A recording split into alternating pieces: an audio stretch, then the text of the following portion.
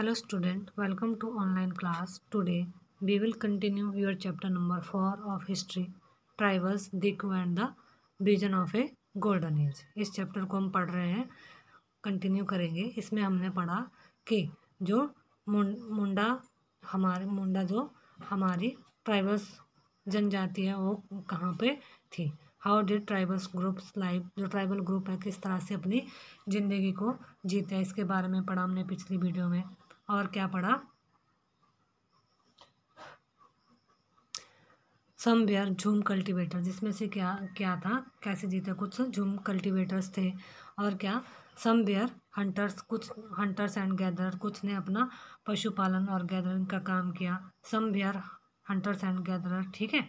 और सम harder animals, कुछ ने हार्डर एनिमल्स का काम, पशुपालन का काम किया। सम टुक टू शैटल कल्टीवेशन, और कुछ जो ट्राइबल्स ग्रुप्स थे उन्होंने क्या है अपना सेटल कल्टीवेशन का काम शुरू किया था। फिर हमने इसमें पढ़ा था, हमारी नेक्स्ट वीडियो जो टॉपिक था इसका, how did colonial rule affect tribal leaves, जो कॉलोनियल रूल है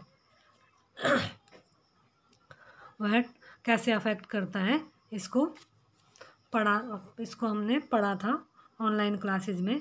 और इसमें क्या था, how did colonial rule affect tribal leaves, the leaves of tribal groups change during British rule. जो ब्रिटिश रूल के टाइम में क्या हुआ था कि हमारा जो कॉलोनियल रूल है औपनिवेशिक, उसमें क्या हो गया था कि आदिवासी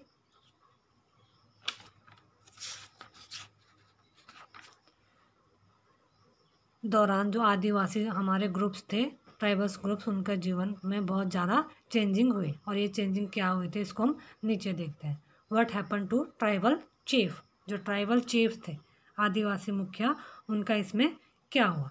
before the arrival of the British, tribal chief enjoyed economic power and had the right to administer and control their territories। मतलब क्या हुआ कि अंग्रेज़ों के टाइम पे, जो अंग्रेज़ों के टाइम से पहले क्या होता था, शासन से पहले यहाँ के जो चीफ थे वह पूरी इकोनॉमिक मतलब आर्थिक पावर उनके हाथ में होती थी, और वह राइट टू एडमिनिस्टर और कंट्रोल देयर, उनके पास जो प्रशासनिक सत्ता होती थी, पावर होती थी।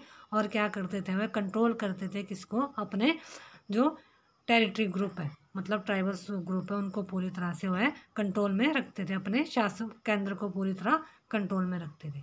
Under British rule the function and power of the tribal chief changed as they were allowed to keep their land titles but were forced to follow law made by British officials in India. लेकिन क्या हुआ, अंग्रेज़ों के आने के बाद मुखियाओं का जो वर्क था, चीफ का जो कामकाज था, वह पूरी तरह से बदल गए, चेंज हो गए। उन्हें कई कई गाँव पर ज़मीन का मालिकाना तो मतलब हक तो दे दिया, लेकिन उनकी जो शासकीय पावर थी, उनकी जो कंट्रोल करने की पावर थी, उसको क्या है उन्होंने अपने पास ले लिया अंग्रेज़ों ने। और उन्हें जो ब्रिटिश ऑफिसर्स थे उनके लॉ को क्या है, उनके जो लॉज है, कानून है बनाए गए, उनको ही फॉलो करना होता था। अब है what happened to the shifting cultivators, जो शिफ्टिंग कल्टीवेटर्स थे, घुमंतु काश्तकार, उनका क्या हुआ, ठीक है। The British were uncomfortable with the shifting cultivators, जो ब्रिटिश थे, ब्रिटिश गवर्नमेंट थी, वह क्या है शिफ्टिंग कल्टीवेटर्स के साथ शासन करने में क्या हो गई थी, अनकम्फर्टेबल हो गई थी, उन्हें दिक्कत आ रही थी। और वह क्या चाहते थे कि the British wanted to regular revenue source for the state and introduced land settlement. वह चाहते थे कि सभी जो ट्राइबल्स ग्रुप है वह एक जगह पर क्या है, लैंड सेटलमेंट, एक ही धरती पर एक जगह पर रहें और वहीं पे अपना प्रोडक्शन का काम है किसानों को वह करें। और इस तरह से क्या है उनको, उन पे मतलब ब्रिटिश को उन लोगों पे कंट्रोल करना क्या हो जाएगा, ईजी हो जाएगा। The British efforts to settle jhum cultivator was not way of successful. लेकिन क्या था, जो ब्रिटिश है इन अपने इरादों में झूम कल्टीवेटर्स के ऊपर क्या है अपना एफर्ट्स तो उन्होंने लगाया, लेकिन इसमें वह उनको सक्सेस नहीं मिली। और क्या हुआ था, उनको सक्सेस नहीं मिली, मतलब उनको क्या है वह एक जगह सेटलमेंट कल्टीवेटर्स बनाना उनके लिए उसमें उसको सफलता नहीं मिली। After facing wide spread protest the British had to allow them the right to carry on shifting cultivation in some part of the forest. और उन्होंने क्या है वह इसलिए ईस्ट का एरिया में उन्होंने क्या है राज्यों को झूम कल्टीवेटर्स से इस बात पर अड़े रहे और उन्होंने क्या है परंपरागत ढंग से ही अपनी लाइफ को जीने दिया। और व्यापक विरोध के फलस्वरूप मतलब उन्होंने जो है उसका अगेंस्ट में किया था ब्रिटिशर्स के, तो अंग्रेज़ों को आखिरकार क्या है अंग्रेज़ों ने लास्ट में क्या है झूम कल्टीवेटर्स की बात मान ली और उनको कुछ ऐसे कबीलों को क्या है जंगल के कुछ पार्ट दे दिए जहाँ पर वह खेती कर सकते थे। Forest laws and their impact. अब क्या है हमारा वन कानून और उसके प्रभाव क्या थे।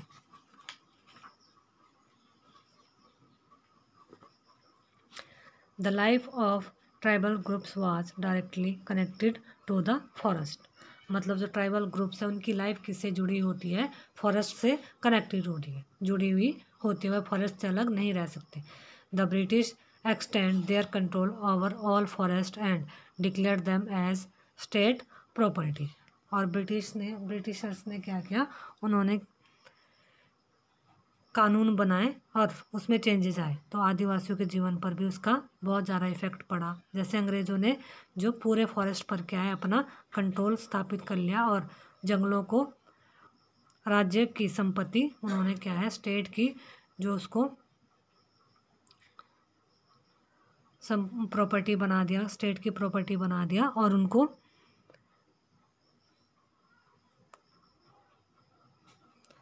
Reserved forest were for producing timber which the British wanted. और क्या है कुछ फॉरेस्ट को उन्होंने रिजर्व कर दिया जहाँ पर केवल अंग्रेज़ों की ज़रूरत के लिए ही जो टिम्बर वुड थी, जो हमारी इमारती लकड़ियाँ उसको काटा जा सकता था। ठीक है। In reserved forest people were not allowed to move freely on practise jhum cultivation. और जो ये आरक्षित वन होते थे वहाँ पर जो झूम कल्टीवेटर्स थे, घुमंतु काश्तकार, उनको खेती करने के लिए वह वहाँ पर नहीं जा सकते थे।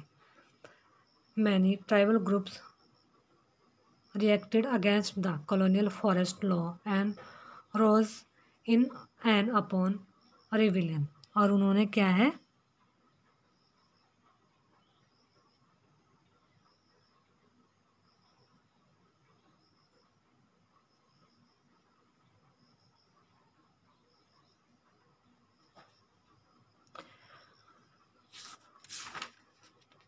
बहुत सारे जो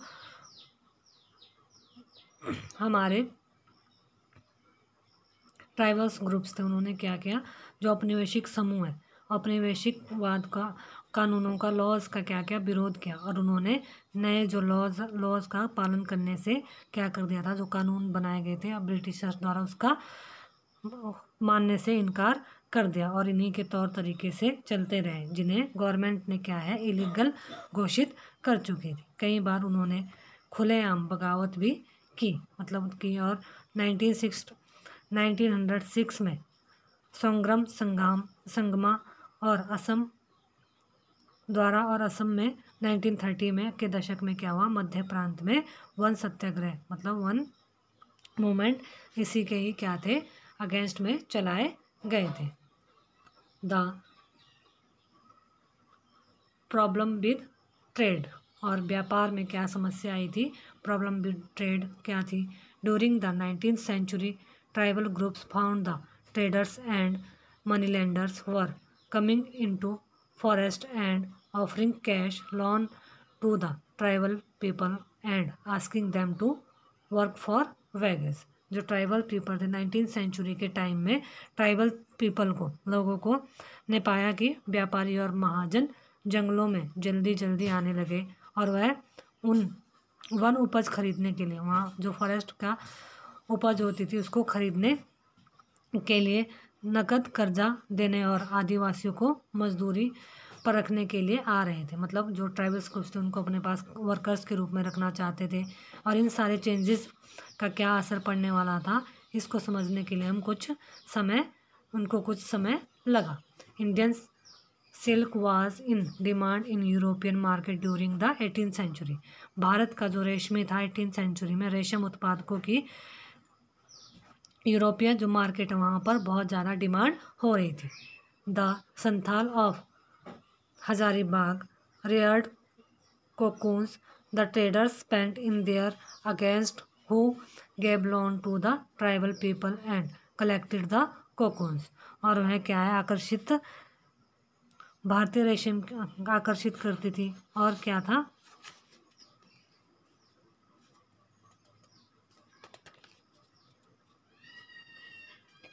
वर्तमान में झारखंड में स्थित हजारीबाग के पास रहने वाले जो संथाल रेशम के कीड़े कोकून को पालते थे और ये व्यापारी अपने एजेंडा को भेजकर आदिवासियों को कर्जे देते थे और उनके कृमि कोशों को इकट्ठा कर लेते थे।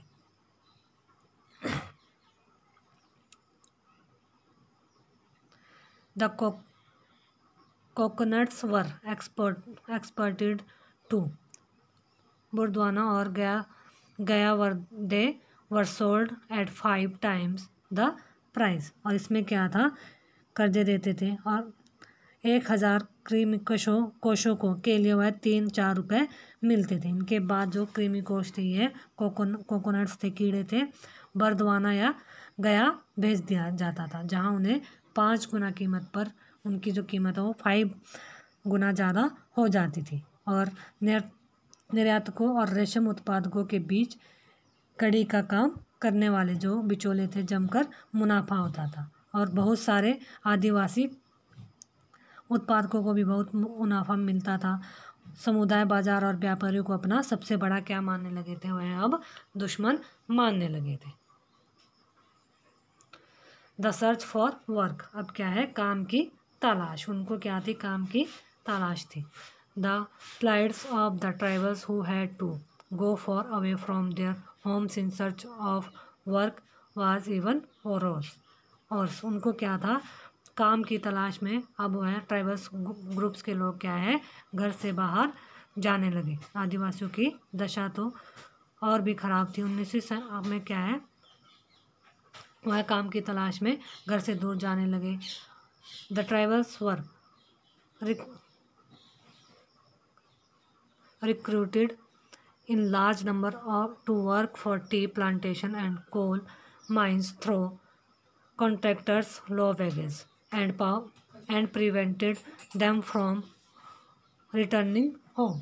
उसमें क्या था कि 19th सेंचुरी के सदी के लास्ट से ही चाय के बागान जो है चाय के वह फैलने लगे और खनन उद्योग भी एक इम्पोर्टेंट वहाँ का इंडस्ट्री बन गया था। असम में चाय के बागानों और झारखंड के कोयला खानों में क्या था काम करने के लिए आदिवासियों की बड़ी संख्या में भर्ती की जाती थी और उनको उसके लोग ठेकेदारों के मार्ग भर्ती किया जाता था और ये जो ठेकेदार थे लोग बैगेज पर उनको आदिवासियों को काम पर रखते थे। उनकी जो सैलरी वगैरह वो बहुत कम इनको मिलती थी।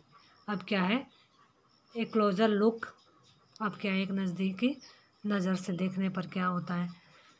The tribal groups rebelled in different of the country against the change in laws restriction on their practices, the new taxes they had to pay and exploitation by traders and money lenders। इसमें क्या था 19th century और 20वीं शताब्दी के दौरान देश के विभिन्न भागों में जनजातीय जो समूह थे बदलते लॉज को अपने व्यवहार पर लगी पाबंदियों नए जो टैक्सेस थे व्यापारियों ने महाजनों द्वारा किए जा रहे उनके जो एक्सप्लॉयटेशन हो रहा था खिलाफ कई बार जो उन्होंने बगावत भी की।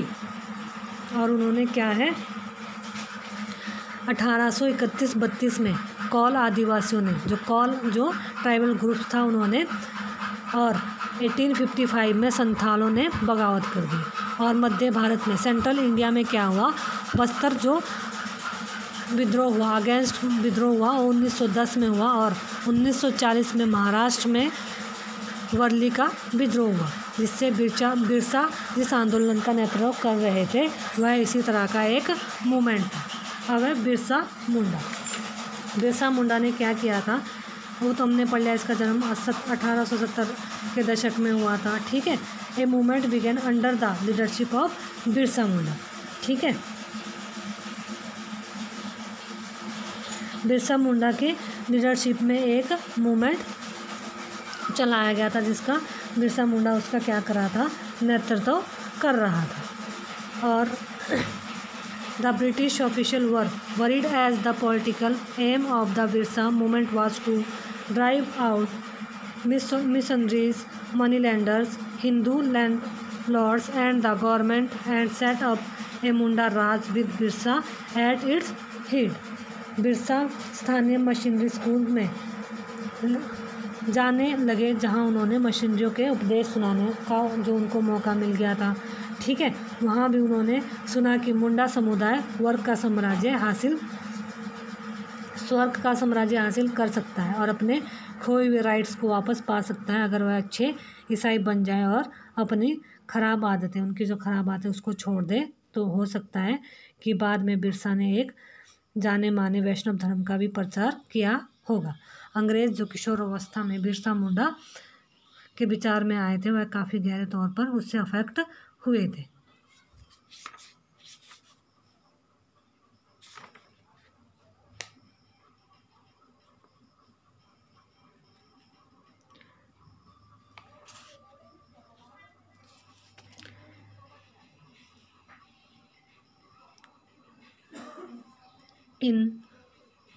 और इसमें क्या था, जीवन शैली को नष्ट करना था और मुंडाओं से आह्वान किया गया था, ठीक है। इन 1895 बिरसा मुंडा वाज अरेस्टेड। 1995 में बिरसा के अनुयायियों का आह्वान था और उसको क्या है, उसको अरेस्ट कर लिया था। बिरसा मुंडा को 95 में अरेस्ट कर लिया गया था। और फिर क्या हुआ था, क्योंकि अंग्रेज़ों को उससे बहुत ज़्यादा भय होने लगा था कि जो बिरसा मुंडा है यह हमारा कंट्रोल नहीं करने देगा। He was released in 1897 and he told the village to gather support. He urged people to destroy Ravana, Diku and the European and established a kingdom under his leadership. और क्या हुआ,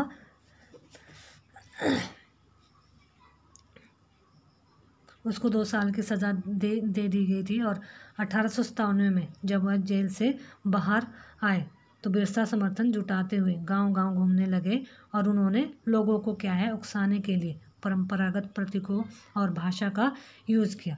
वह आह्वान कर रहे थे कि वह उनके नेतृत्व में साम्राज्य की स्थापना के लिए रावणों, दीकू और यूरोपियों को तबाह कर दे। मतलब दीकू जो था, दीकू और यूरोपीय के तबाह कर दे। बिरसा के अनुयायी दीकू और यूरोपीय सत्ता के प्रतीकों को निशाना बनाने लगे। उन्होंने थाने और चर्च पर हमले किए और महाजनों व जमींदारों की संपत्तियों पर भी क्या है उन्होंने हमले कर दिए। और सफ़ेद झंडा बिरसा राज का क्या था, उसमें प्रतीक था। इन 90s बिरसा डाइड ऑफ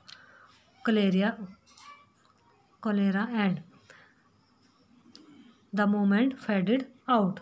19 में क्या हुआ, बिरसा की हैजे के कारण जो उसकी मृत्यु हो गई थी, वह मर गया था और आंदोलन ठंडा जो मूवमेंट चलाया था वह क्या है बहुत ज़्यादा डाउन हो गया। यह जो मूवमेंट था 2 मायनों में इम्पोर्टेंट था। पहला, इसने जो हमारे कॉलोनियल गवर्नमेंट को ऐसे कानून लॉज लागू करने के लिए क्या कर दिया था, मजबूर कर दिया था जिनके जरिए दीकू लोग आदिवासी की ज़मीन पर आसानी से कब्जा ना कर सके। जो मनी लैंडर्स है वह जो ट्राइबल्स ग्रुप्स के ऊपर अपना कंट्रोल ना कर सके। और दूसरा, इसने एक बार फिर जता दिया कि अन्याय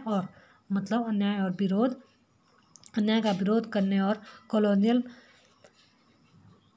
शासन के विरुद्ध अपने गुस्से को अभिव्यक्त करने के में आदिवासी क्या थे, पूरी तरह से वह सक्षम थे। उन्होंने अपने खास अंदाज में अपनी खास रस्मों और संघर्ष, रिचुअल्स और स्ट्रगल के प्रतीकों के जरिए इस काम को अंजाम भी दिया था। तो ये तो था हमारा चैप्टर नंबर 4 हिस्ट्री का। अब नेक्स्ट वीडियो में हम चैप्टर नंबर 5 स्टार्ट करेंगे।